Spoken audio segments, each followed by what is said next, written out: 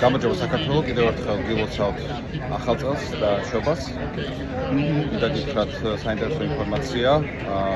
თქვენ სოციალურ დაუცველებს ჩვენ ვიგებდით დეკემბრის ბოლომდე 5 ლუქსიუმს, თუ ისინი წარმოგვიდგენენ სოციალურ დაუცველის საბუთს, სამონაწერს.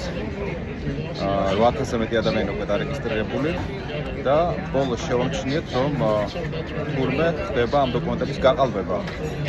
ეს არის დადებითი ინფორმაცია, იმიტომ რომ იმდენად მოთხოვნადი გახდა, იმდენად პოპულარული გახდა, განსაკუთრებით დაბალ შემოსავლიან მოსახლეობაში ლუქსიუმი, რომ მათ ნებისმიერ ფასად გადაწყვიტეს, რომ ჰქონდეთ უფრო მეტი ლუქსიუმი, ვიდრე ყველა იმ ადამიანს, რომელსაც მძიმე პერიოდი აქვს ცხოვრებაში გამოვლილი. მეგეთქვით, რომ ბავშვობიდან ცხოვრება საერთოდ არ ჰქონდა, ყველაზე უღარიბესი ოჯახიდან ვარ და ესე გრძელდებოდა თითქმის მთელი ცხოვრება. და მე შემიძლია რაღაც შევამოქცეთ, გამომდინარე იქიდან, რომ ჩვენ საკმაოდ დიდ მწვერვალებს დავიპყრობთ ვახტულის წლებში.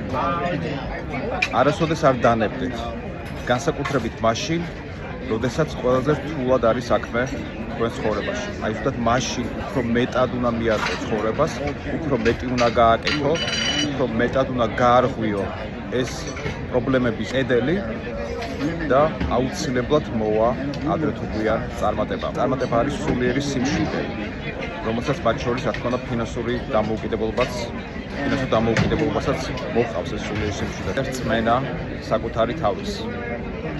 და მე მინდა ყველას გთხოვოთ, ვინც განსაკუთრებით რთულ პერიოდს გადიხართ ცხოვრებაში. არასდროს არ დანებდეთ. არასდროს. მიაწექი ბოლომდე შენს მიზანს, შენს ოცნებებს. ყოველდღიურად იმუშაო. ყოველ დღე შეუნა იყოს ხასიათზე თუ რაღაც არ შემატე შენს მიზანს.